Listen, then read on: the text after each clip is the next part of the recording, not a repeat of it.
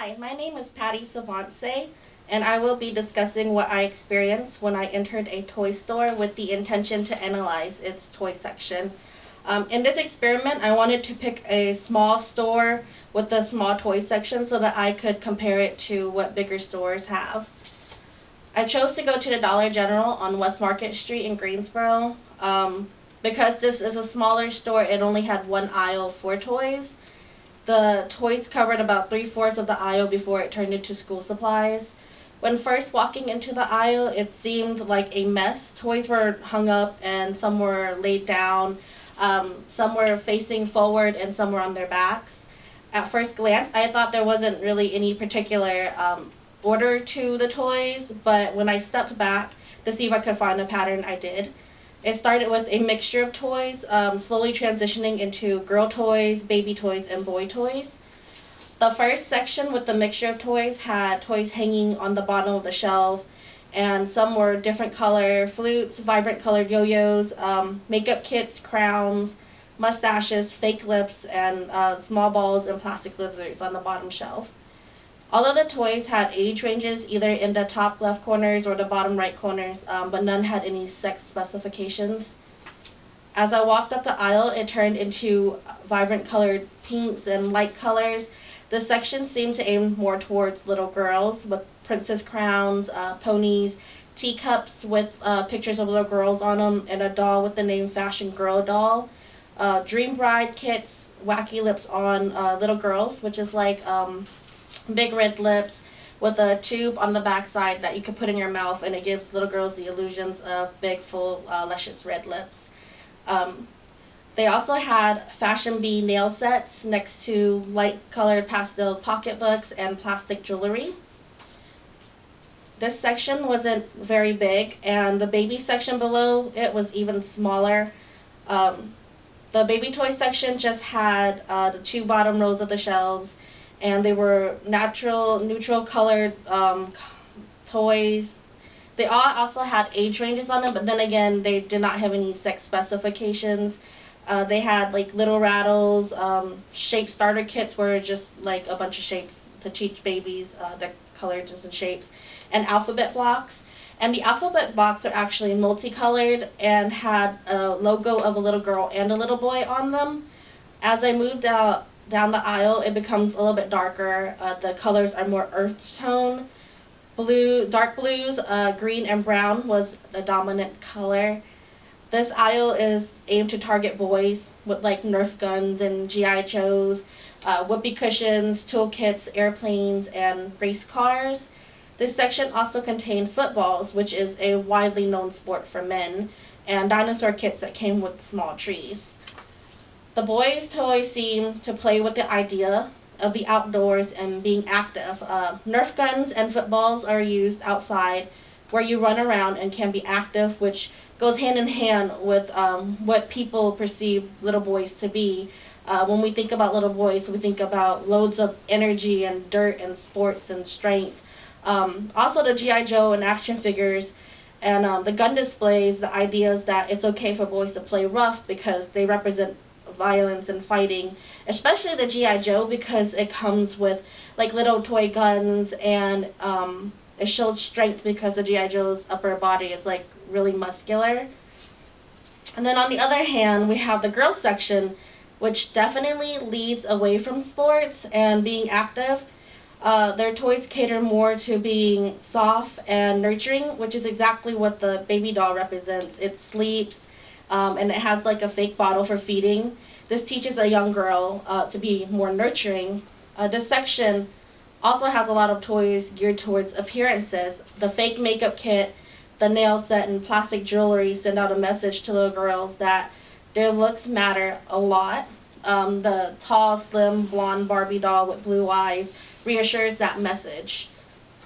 There was a small section hanging in between the split of the girls and boys toys, and I almost missed it because the section was so small. It carried toys that catered to both boys and girls because it had no clear signs to which sex it specified to. There was a doctor set, a magic writer, Kitty Dough, which is like the off-brand of Play-Doh, and a snap hand, which I actually have a picture of. So this is the doctor set, and as you can tell, it's like a regular set with doctor stuff on it, and the magic writer, and the snap hands, which come in multiple colors. And as you can tell, it doesn't have any kind of sex preference to it. It's just neutral color toys, really light. I don't know if you can see. But then there was also glow stick sets. The glow stick sets came in with little snap toys on them, so you can actually bend them into any shape. But even though the glow set sticks had like a picture of a girl and a boy on them, it was kind of contradicting, because when the girls put on their glow sticks, it was like crowns and necklace and bracelets, but the boys only had them as like star-shaped sunglasses. I found this experiment to be interesting, and I've done the toy store experiment before in my psychology aging class. In that experiment, I chose to go to a bigger store with a bigger toy section, and what I found is that in both the bigger and the smaller store, they had the same sections. They were very similar. It's just that the bigger store had more lanes. They had like maybe 2 lanes for each gender specified toy. And they also had like a section for family stuff like board games and dominoes and stuff like that. I also noticed that in the smaller store there was a lack of diversity. The pictures of the kids on the toys and the ones playing with them were all predominantly white, and so were like the Barbie dolls and the G.I. Joes. But in the bigger toy stores, there was a little bit more diversity. However, in both stores, the size of the toys, like, they stayed the same. They were all still slim figures, tall. But now that I have examined gender in more depth, I do believe that the toys do have an impact on our gender identity. I noticed that I am more nurturing than my sister is, and she's only a year older than me. But when I grew up, I played with Barbie dolls, and I played house, and I helped my mom cook. But my sister would be considered a tomboy. She wore baggy clothes, and she played sports and video games, and she loved race cars. And now that I'm looking back on it, I am more nurturing now than she is. She plays more rough still, and the way that she presents herself is not as nurturing as we would like to think women are. But I do believe that the connection between the toys and how we grow up and our gender identity are all connected in some way. Thank you. Hey, my name is Lennox Holiday, and I will be talking to you about my experience at the toy store. The store that I picked was Toys R Us on Gate City Boulevard. When I first walked into the store, I can automatically say it was very neat. It was very organized. The aisle that I walked on first was an aisle that featured miniature toys, such as miniature animals such as zoo animals, farm animals, dinosaurs, and all kinds of medieval type of toys and figurines. And also it had certain toys that really could fit, you know, career paths. I think the first gendered thing that I seen while being on that aisle was a little girl. She was actually playing with, she was in there with her mom and grandmom, and she was playing with some of the medieval toys. So I felt like that really incorporated some of the things that we learned in class. I feel like it's not odd, but you know, it's kind of, you know, anybody else would feel like it's weird to see a little girl, and I think she was around the age of 6 or 7, to really, you know, pick up a medieval toy and want to get it and want to purchase it and say, "Mommy, I want to get this." So I really feel like that was very gendered. The second thing that I noticed about the toy store was the clothes, the career path clothes. You had certain things like policemen, firefighters, waitresses, astronauts. And one thing that I realized, the colors that was associated to some of those clothes were, you had blue and yellow associated with policemen, you had red, yellow, and white associated with a fireman, and then you had pink and white for a female, which was associated for a waiter. And I felt like that was very, very, very gendered, because even on the advertisement, the packaging, you can see boys wearing the police gear, and the girls wearing the waiter gear. So I felt like that was very gendered, and that was very out of the norm. But one thing that I liked about being in that specific section, it did have a lot of things. Like, it was a very mixed and versatile type of section. You seen more of, in that section, you really seen more of boy toys than female toys, but all in all, it was all associated together. When once we left that aisle, we went to the little kids aisle, which featured a lot of toys from Nicktoons and Disney Channel. And I think one thing that we realized, it was the section that I went into, it featured like Mickey Mouse Playhouse. It featured a new character for the boys that's dealing with the astronauts. You had Sophia, you had Minnie Mouse, you had Dr. McStuffit. The girls section was on the left and the boys section was on the right. One thing that I realized about it was a lot of colors that were associated with the girls, such as Sophia and Dr. McStuffit and Minnie Mouse. You had a lot of pink. You've seen a lot of pinks. You've seen a lot of purples. You've seen a lot of turquoise. You've seen a lot of whites. You've seen a lot of yellows.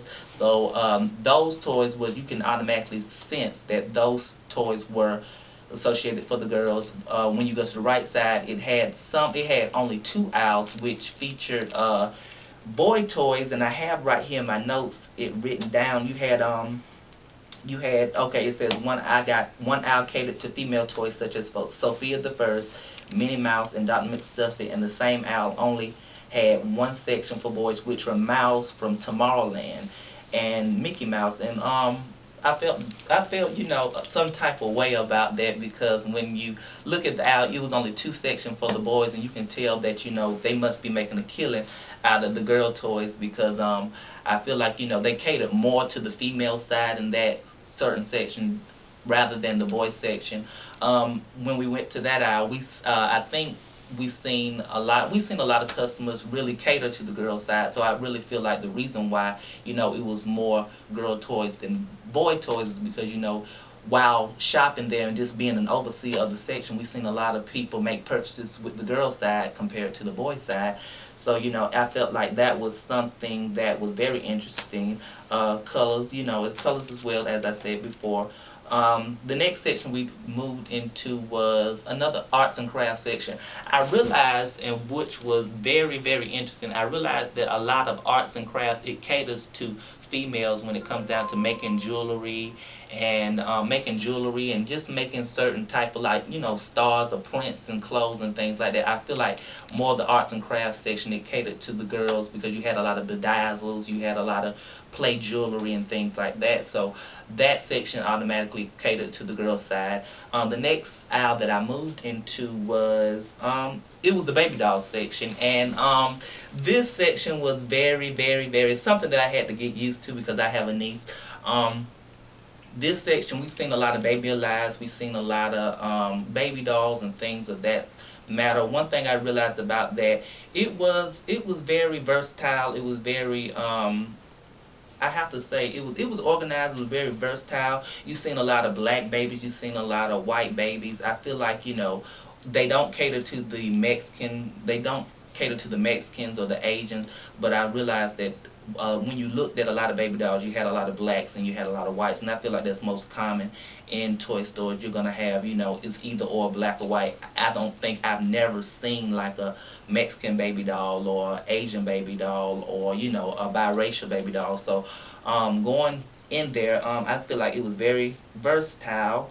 In my notes, I have that Baby Alive only had 2 African American dolls, which Baby Alive is very popular, and I didn't feel no type of way. It was just that maybe they was out of stock or something like that. But one thing I realized is that the Baby Alive, the black Baby Alive was pushed to the front, and the white Baby Alive was pushed to the back. So I felt like that was kind of interesting. Also, what we observed by being in the baby doll aisle was it was a black lady, and she was with her black granddaughter, and we were just talking and just just saying a lot of stuff about that Pacific aisle, and I remember picking up like a African American baby doll, and I was telling one of my classmates that I went with, I was telling her that, oh, okay, this one looks good, this one looks like it's a real baby doll. And I remember her telling her granddaughter had actually picked up a Caucasian baby doll, and she had told her grandmother that, grandma, I wanted to purchase this. However, her grandmother, not in a nasty way, but she threw the Caucasian baby doll down. She said, "No, baby." She said, "Let's look at some more baby dolls on the next aisle. You need a chocolate baby doll." So I felt like that was something that touched on gender, not gender, but race, and it goes to show that, a lot of people go into toy stores and they expect to get, like, if they're making purchases for their granddaughters or their grandson, they're expecting to get like a black figurine or a black baby doll or a white, or a white figurine or Caucasian baby doll. So, I felt that was something very interesting that we picked up and we observed from that. The little cutie single dolls had 2 Caucasian dolls which were placed in the back, while the black dolls, which consisted of 4, were placed in the front. I already mentioned that, but I got that mixed up. But that was interesting because, I don't know why it was interesting, but it's rare to find that. It's rare to see the black dolls pushed to the front and the Caucasian ones to the back. The next aisle that we observed was the bikes and tricycles and cars. The bikes, tricycles, and cars were arranged and organized according to sex of the individual. You had the pink, purple, and turquoise and orange bicycles on one side. Then you had the reds, the greens, the blacks, and the other colors associated to the boys on one side. Even when it came down to the helmets, you had all kinds of different helmets. You had Ninja Turtle helmets, you had Power Ranger helmets, you had Teenage Mutant Ninja Turtle helmets, you had Sophia helmets, you had Dr. McStuffy helmets. I mean, all of them was arranged like in a certain aisle. Like on the right side, I know it was a girl, it consisted of girl helmets, and then on the left side it consisted of the boy helmets. And one thing I realized about the helmets were that the boys had like little mohawk, kind of like, bedazzles or whatever it was, like, mohawk kind of things on their helmets. So that's very different from my time, because I remember when we were small, we didn't have any like mohawks or nothing like that to be associated with our bike helmets. So that was interesting. And then the next style that we moved to, it was the cars. I think when it came down to the cars and the Jeeps and the things for the kids, for the infants, they wasn't arranged. They was very it was very mixed and was very, very versatile. They were arranged by how can I put this word? It was arranged by the Pacific car. Like, you had Jeep, you had BMWs, you had Barbies, you had some Marvel cars. So a lot of the vehicles were arranged by, I guess car titles. Like, you had BMWs, you had, Beatles. So, a lot of those was arranged by, titles. But that was one thing that I really enjoyed. I liked how everything was all in one. Everything wasn't spaced out a section and gendered. So that was something that I really enjoyed. The next aisle that we went to were the Journey Girls. And one thing I realized about the Journey Girls, they were the only section in the toy store that featured a variety of dolls from around the world. That was very amazing to me. You had all types of dolls. You had African American dolls, you had Chinese dolls, you had dolls from Paris, you had Caucasian dolls, you had Indian dolls, and I feel like that was something that was very, very, very interesting to me. We ran across the customer that made a complaint, that thought we were in there doing inventory for the Journey Girls, and she made the complaint that it was only 2 African American dolls, and she personally felt like Journey Girls didn't cater to the African American, basically the African American culture. However, by observing, I did see 2 African American dolls, and the one thing about the Journey Girls, it came with a little outfit and a book, and I really felt like honestly, my perspective, I honestly felt like it catered to all types of cultures. I think that was like the first aisle that I seen that I really seen dolls all around the world. So I felt like that was very interesting. Although we ran across African American customer that really complained about it. I felt like it catered to everything. The next aisle that we went to was the Barbie aisle. And the Barbie aisle was very neat. Have to say that the Barbie aisle was very neat. I think when I was going into the Barbie aisle, I remember I was at the barber shop and I seen on the news that they were going to come out with Barbies that were curvy Barbies, and I think that was one of the things that I was going into the store to expect. However, when I went to the Barbie aisle, I did not see not one curvy Barbie. I just seen the plain, skinny figurine Barbie. So the Barbie aisle, one thing I have to say about the Barbie aisle, it was very versatile as well. I seen a lot of black Barbies, I seen a lot of white Barbies. However, and then I seen a lot of mixed Barbies, but I feel like it stayed in that range until you got to the holiday collection type Barbies, which featured a lot of African American, from Africa type Barbies, and a lot of Japanese from Japan type Barbies. So I felt like that kind of blended with the Journey Girl, with the Journey Girl dolls. However, the Barbie section was very, very neat. One thing I did find interesting about the Barbies is they had a lot of Ken dolls. They had a lot, I'd say about, from off the top of my head, about 30 Ken dolls, which were probably like the same. All of them was Caucasian. So I felt like that was something that was very interesting, because when you go into stores like Walmart and Target and maybe Family Dollar store, you don't come across a lot of Ken dolls. So I feel like going into Toys R Us, I feel like it was very interesting from a man's perspective to see a lot of Ken dolls. Although I wouldn't play with the one, but I feel like that was interesting as well.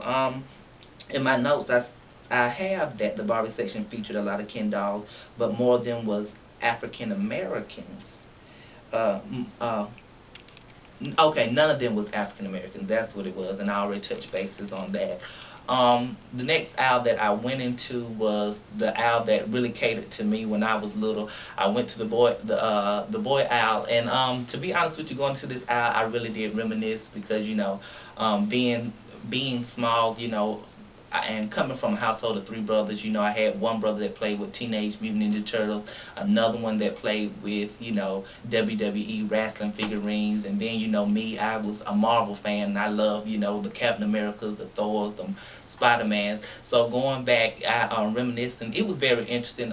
Every section, I have to say, was basically branched off in the section that featured basically the toy, like the Teenage Mutant Ninja Turtle toy section was the section that I went into first, and that section was very organized. It had every single turtle that you had. It had Leonardo, Raphael, Donatello, Michelangelo, Splinter, Shredder, all of that, and even the villains that featured that. However, one thing that I realized about the Teenage Mutant Ninja Turtle section was the fact that it did not feature not one April O'Neil figurine, which April O'Neil is the only female character in Teenage Mutant Ninja Turtles.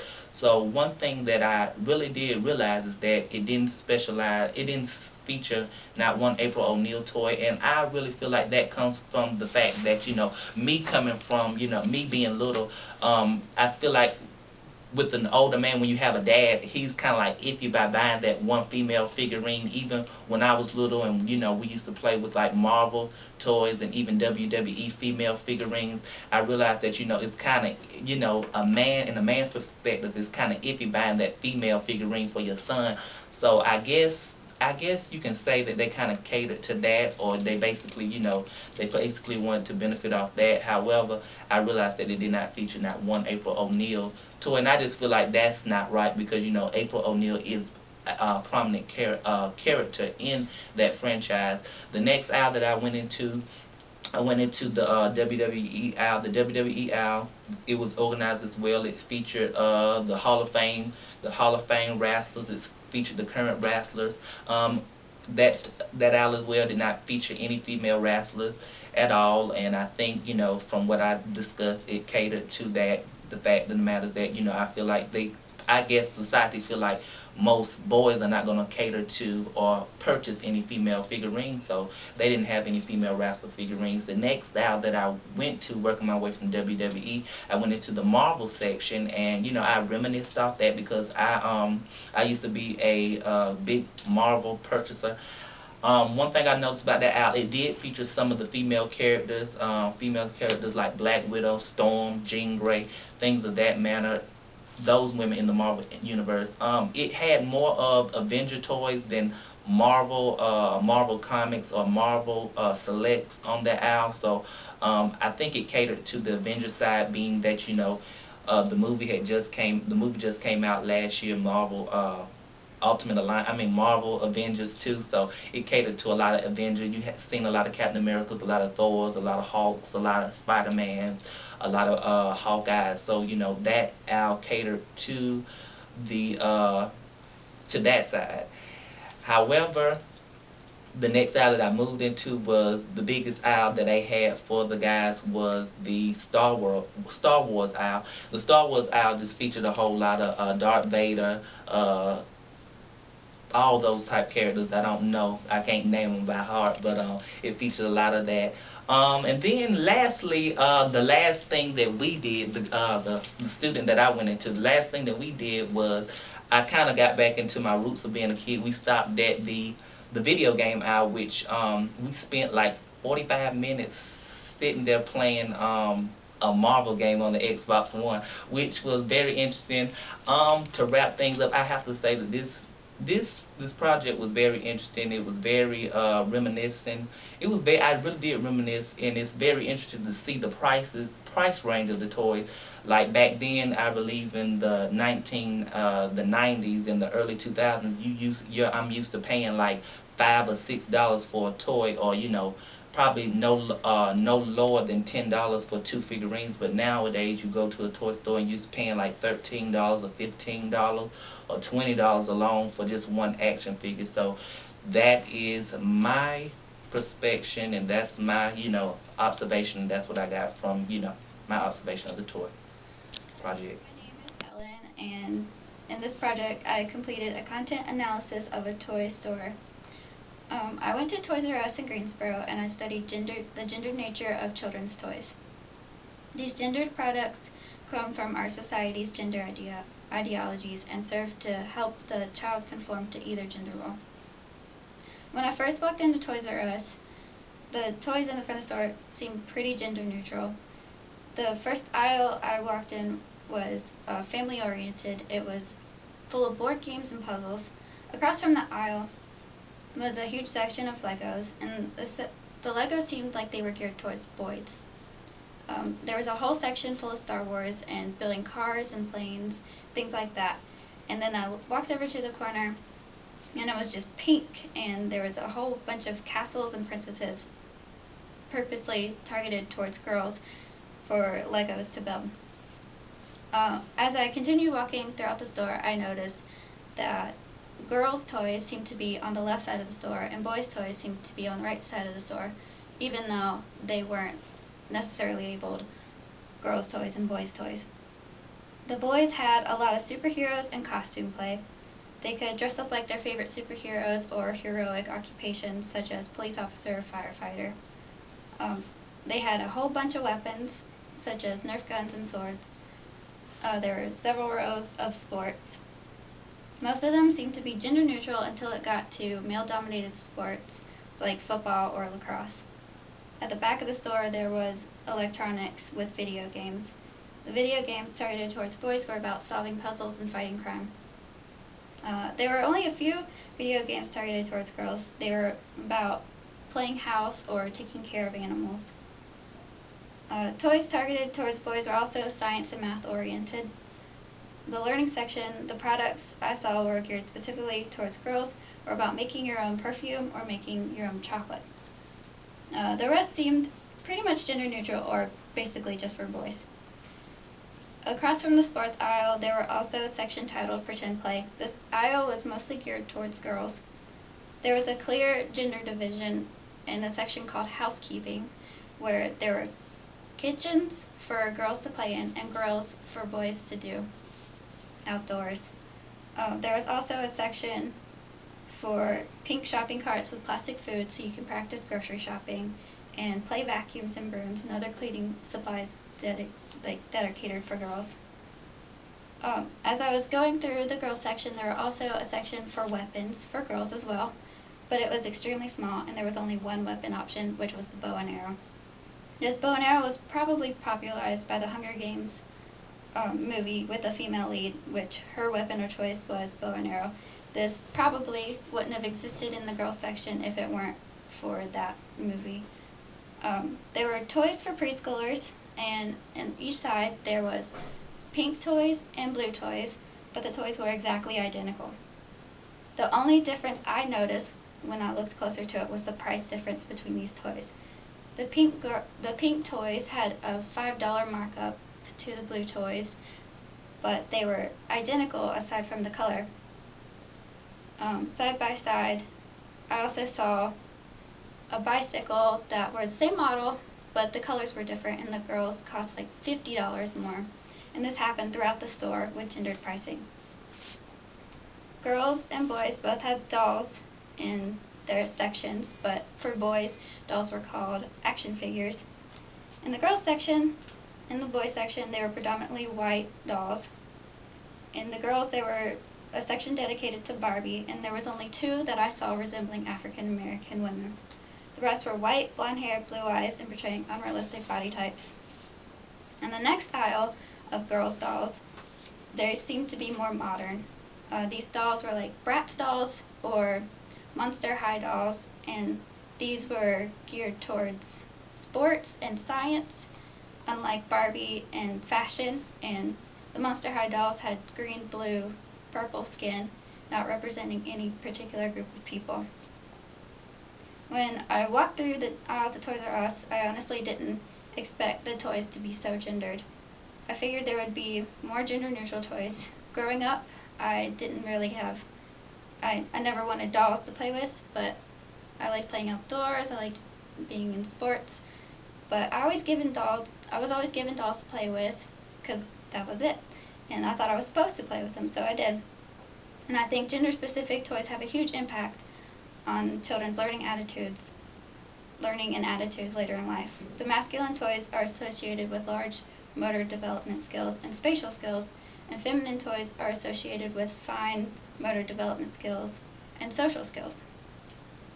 These toys may train children to take on certain characteristics, occupations, and future gender roles. The toys geared towards girls are preparing them to a life of homemaking and domestic tasks, being nurturing and caring, and basically teaching them how to be feminine. Boys are teaching them about fighting and violence and how to fit into the masculine norm. The way the toy stores are organized prevents children from exploring certain toys and activities. I think we need to challenge the simplistic binary view of our society and begin marketing campaigns to stop gender labeling products. Hi, my name is Stephanie Cook. I plan on discussing the toy store exercise, giving you a detailed account of the steps I took to gather my data, and I'll conclude this presentation by informing you of my results and reactions. So in this exercise, we had to visit a toy store or visit a toy aisle within a store. I chose Walmart because it was most convenient at the time in terms of location and other shopping that I had to get done that day that I chose to do this exercise.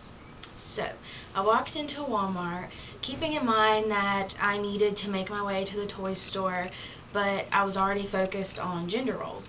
So I decided to stroll down the aisles that were on my way to the toy aisle to see if I could spot any gender-specific products. I immediately noticed in the self-care aisles that there were products being targeted for men's use and those products being targeted for women's use, like makeup, the makeup aisle, which is like mostly all women, and deodorant aisle, just for example, there's men's and women's, and hair care aisle, etc.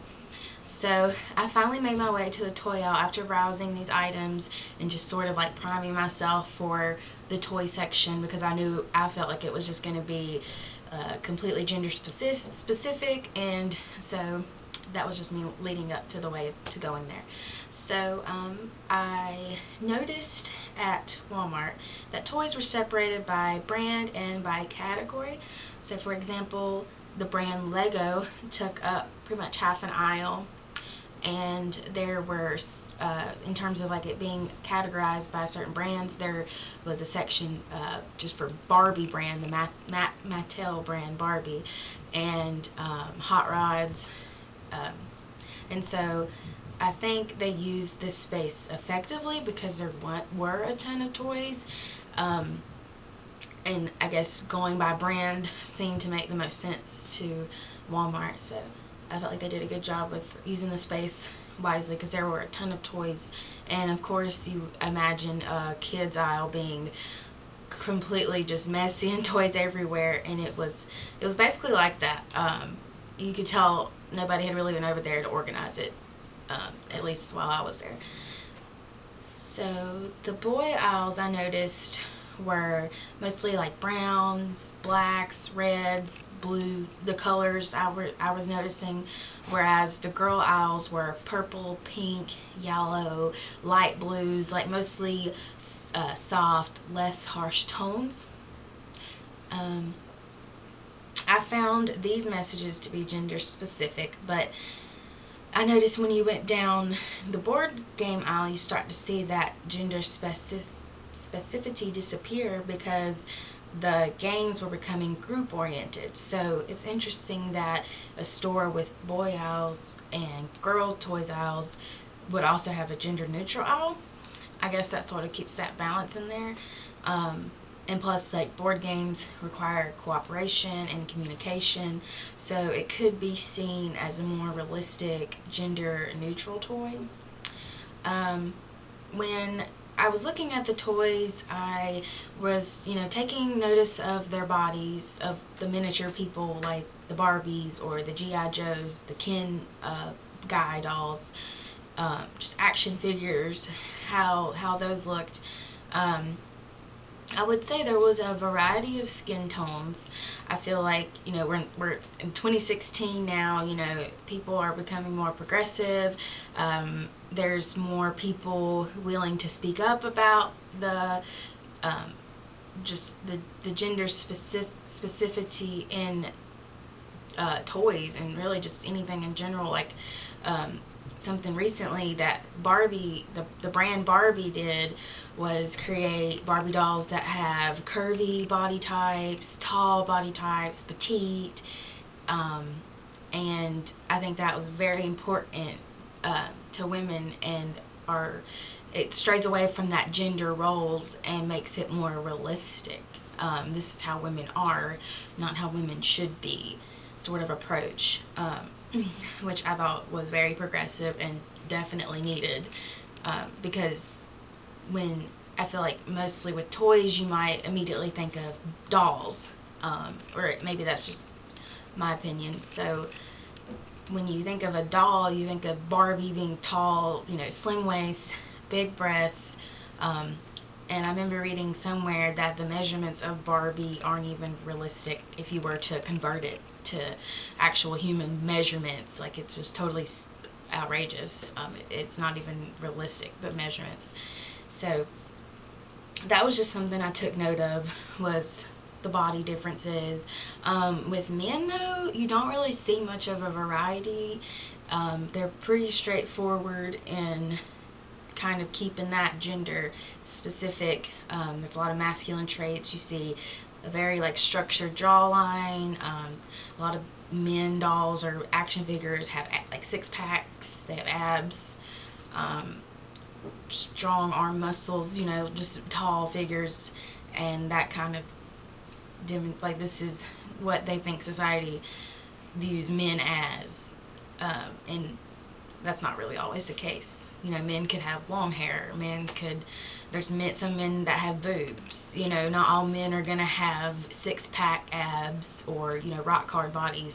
So I think a lot of the time we look at women and say how, which it is true, women pay more attention to their body image than men, but I think we kind of ignore how men are affected by it sometimes because we place so much importance on women and how they're seen as domestic, and where men I feel like there's like, it's very complex with women because you have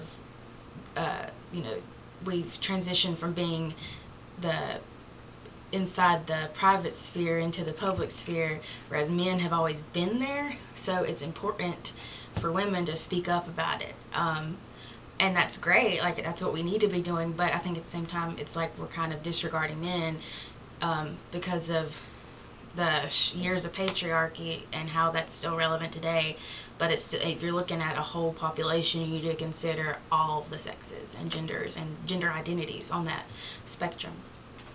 So I've looked at toys with a sociological lens before, but I don't think I was actually aware of it. So in my past experiences of being in a toy aisle, I've noticed a separation of toys based on gender and how those boys' toys and the girls' toys were stereotypical of what their gender role was in society. So like boys' toys consist of trucks, toy tools, weapons, like bows and arrows, or they'll have those fake machine guns or water guns, just things that are like more take you outside of the house. Trucks, would be outside. Tools, you'll be in, like, it might be in a garage or out in a building, like working on a car or putting together like something. And then weapons, being outside, being aggressive, shooting. Like, it just all seems like very. It almost seems sort of primal in that way, but I won't go too much into that. But with the girl toys, you see more, Barbie dolls, baby dolls, hair kits. It's like society telling women to, or the toy company rather, telling women that they need to focus on this. You need to focus on your looks. You need to focus on honing in your mothering, domestic skills. Where men, you need to be outdoorsy. You need to be hands-on. You need to, get down and dirty, and women need to be clean, proper homemakers, basically. And I feel like, in that sense, toys have impacted my own gender identity in some ways. Being a child, and if a parent was to say, I'll buy you a toy, one toy, go pick it out, whatever you want. For me as a child, I never went to those truck aisles, or never thought, oh, I want a bow and arrow, or I want to get some toy tools, or whatever that were in the boy toy aisles. I was more, I want the Barbies, I want the Easy Bake Oven, and I don't think I knew that at the time that this is what society was telling me I should be doing, but it definitely impacted me, just being sort of, I was very, I consider myself a feminine woman, and so I could see how those toys influenced the person that I am now, and I think moving forward into the future, if I was to buy any toys, I would focus less on the gender of the child that I'm buying it for, and focus on the interest of that child.